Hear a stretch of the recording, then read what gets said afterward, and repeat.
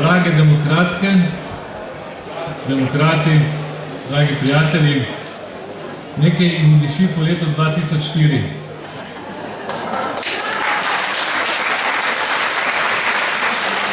Isti občutek zmagoslavlja, kot smo doživeli takrat, želim, ali pa vsi skupaj želimo, da bi doživeli tudi naslednjo nedeljo.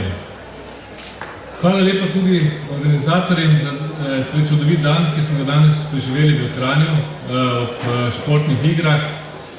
In hvala tudi vsem, ki ste športniki in ostali prišli na to našo neko zaključno konvencijo, v kateri želimo vsi člani liste SDS spregovoriti nekaj besed.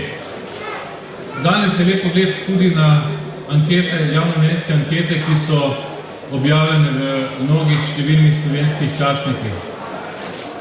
Ampak ni temu tako samo danes, že nekaj dni ali nekaj tednov je naša lista, ki je sestavljena zelo pestro iz različnih strokovnjakov, iz različnih področij, vodi pred vsemi ostalimi listami, ki tudi niso slabe. Ampak nobena lista nima bivših ministrov, ki bi hkrati vodili tudi posamezne svete Evropske unije.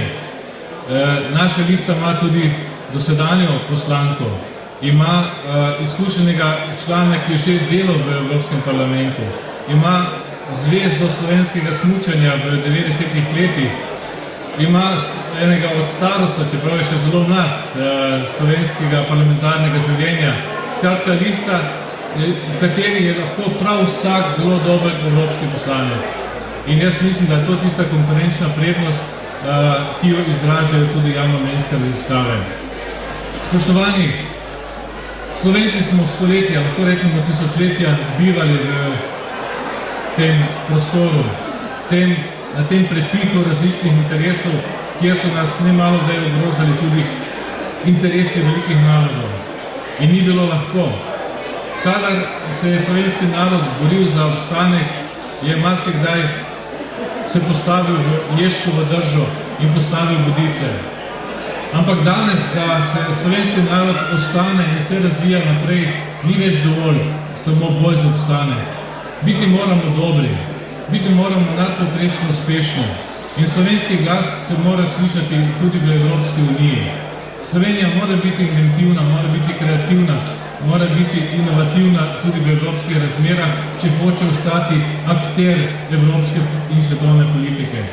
In zadnjih 5 let, zadnjih neponovljivih 5 let, so Slovenci pridoma izkoriščali svoj položaj v evropskih strukturah. Še posebej v svetu Evropske unije, še posebej lansko leto, ko je Slovenija vodila Evropsko unijo, mali slovenski narod vodil polmilijardno Evropo in jo celo predstavljal navzven ostalim regijam v svetu. Še enkrat pravim, če se hočemo uspeti, ostati akter evropske in svetovne politike, moramo biti dobri. Zato moramo imeti tudi močne glasove v Evropskem parlamentu in SDS jih zagotavlja. Hvala lepa.